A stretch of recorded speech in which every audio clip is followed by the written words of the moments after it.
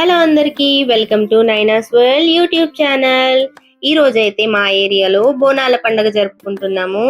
So దానికోసమే ఎర్లీగా లేసి చకచక పనులన్నీ చేసుకుంటున్నాము. మనకి ఏ పండుగ వచ్చినా ఈ కాళ్ళకు పసుపు పెట్టుకోవడం, గడప పుదించడము ఇవన్నీ కామన్ కదా. సో నేను కూడా అదే ఫాలో అవుతున్నాను. ఈ గడప పుదించడం అయిపోయిన తర్వాతకి ఫస్ట్ బెల్లం అన్నం వండుకుంటున్నా. బెల్లం అన్నం వండే లోపు మనం నిత్య దీపారాధనకు సంబంధించిన అవి వస్తువులన్నీ తోముకోవడం ఇవన్నీ చేసుకోవచ్చు కదా. రెండు పనులు ఒకేసారి అయిపోతూ ఉంటాయి. సో అందుకనే ఫస్ట్ బెల్లం అన్నం వండుతున్నా. యాక్చువల్లీ ఇక్కడ మాకు పోషమ్మ టెంపుల్ ఉంది, అట్లానే రేణుక ఎల్లమ్మ టెంపుల్ ఉంది. సో రెండింటిని కవర్ చేయాలి కాబట్టి ఎర్లీ మార్నింగే లేసాము. ఎందుకంటే 8 కల్లా వెళ్ళాలని చెప్పారు. కొంతమంది పోషమ్మ కప్ చెప్తున్నారు, కొంతమంది ఏమో రేణుక ఎల్లమ్మ దగ్గరికి కూడా తీసుకెళ్తున్నారు. నాకేంటి అలవాటు అని అంటే పోషమ్మ దగ్గర అప్పచెప్పడం అలవాటు. ఎందుకంటే మా అత్త గాని మా మమ్మీ కానీ నాకు చిన్నప్పటి నుండి తెలిసినప్పటి నుండి పోషమ్మకే చేస్తారు. సో అందుకనే నేను కూడా అదే ఫాలో అవుతున్నాను. కానీ రేణుక ఎల్లమ్మ దగ్గరికి కూడా వెళ్ళాను, దర్శించుకున్నాను. యాక్చువల్లీ హైదరాబాద్ లో ఆషాఢంలో జరుపుకుంటారు, బట్ మా సైడ్ ఏంటంటే శ్రావణ మాసంలో జరుపుకుంటారు బోనాలు. అమ్మవారు ఎవరైనా మనం శ్రావణ మాసంలో చేసిన, ఆషాఢ మాసంలో చేసిన, ఏ పేరుతో చేసిన అమ్మవారు మాత్రం ఒక్కరే. బట్ ఏరియాని బట్టి డిఫరెంట్ నేమ్స్ తో రేణుక ఎల్లమ్మ, మైసమ్మ, పోచమ్మ, పెద్దమ్మ తల్లి అలా డిఫరెంట్ నేమ్స్ తో అమ్మవారిని కొలుస్తాము. బట్ మెయిన్ గా నాకు తెలిసి గ్రామ దేవతకి చేసే పండగ ఈ బోనాల పండగ.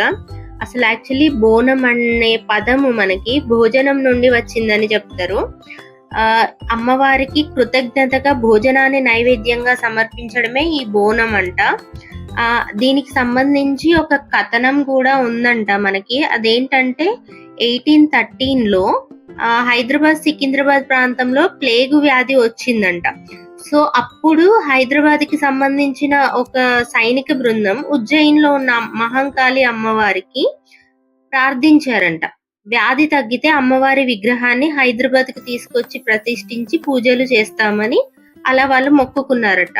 సో తర్వాత సికింద్రాబాద్ లో అమ్మవారిని ప్రతిష్ఠించి బోనం సమర్పించడం, ఇలా అది ప్రాచుర్యంలోకి వచ్చిందని చెప్తుంటారు.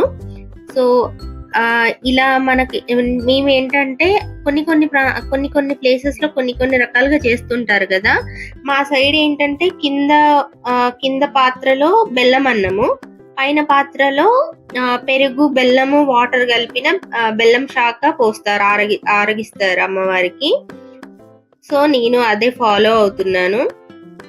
మనం కొన్ని గాని మేకను గాని మొక్కును బట్టి, ఎవరు ఏదైనా మొక్కును బట్టి స్తోమతను బట్టి చేస్తా ఉంటారు.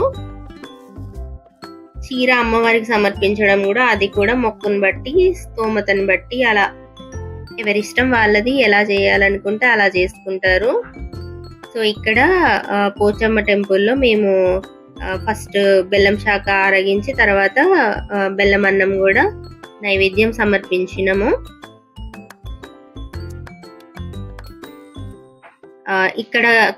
ఇక్కడ పోచమ్మ టెంపుల్లో అయిపోగానే వెంటనే మళ్ళీ డప్పు చప్పులతోటి రేణుక ఎల్లమ్మ టెంపుల్ కి కూడా వెళ్ళాము. కాలనీలో అందరూ కలిసి వెళ్ళాము రేణుక ఎల్లమ్మ టెంపుల్ కి. అక్కడ కూడా చాలా బాగా జరిగింది. బోనం కూడా చాలా మంది అక్కడ కూడా సమర్పిస్తున్నారు. ఒడి బియ్యం పోసేవాళ్ళు ఒడి బియ్యం కూడా పోస్తున్నారు.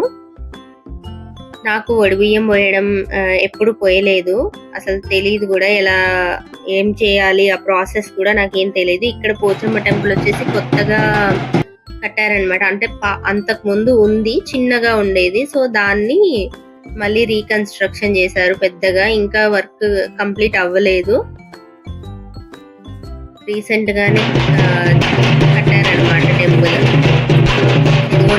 డబ్బు డబ్బులతో కాలనీలో ఒక్కొక్క కాలనీ వెళ్ళుకుంటూ జనాలందరినీ గ్యాదర్ చేసుకుంటూ అందరూ కలిసి రేణుక ఎల్లమ్మ టెంపుల్ కి వెళ్తున్నాం అన్నమాట. కానీ చాలా బాగా సెలబ్రేట్ చేసుకుంటారు కదా మన పోతురాజు వేషాల్లో. బల్కంపేట ఎల్లమ్మ, లాల్ దర్వాజా ఇలా చాలా ప్లేసెస్ లో చాలా గ్రాండ్ గా సెలబ్రేట్ చేసుకుంటారు కదా. చాలా బాగుంటుంది అందరు కలిసి ఇలా సెలబ్రేట్ చేసుకోవడం, పండగ వాతావరణం. మీ అందరికి కూడా వన్స్ అగైన్ హ్యాపీ బోనాలు. ఇక్కడ చూడండి అమ్మవారు ఎంత కళగా ఉన్నారో. ఇక్కడ అక్క వడి బియ్యం తీసుకొచ్చింది, సో ముగ్గురుతో పోయించాలని చెప్పేసి నన్ను కూడా పోయమంటే నేను కూడా పోసాను. మీరు ఎలా సెలబ్రేట్ చేసుకున్నారు? ఈ వ్లాగ్ మీకు నచ్చినట్టయితే please like, share and subscribe. Thank you for watching. Happy Bonalu.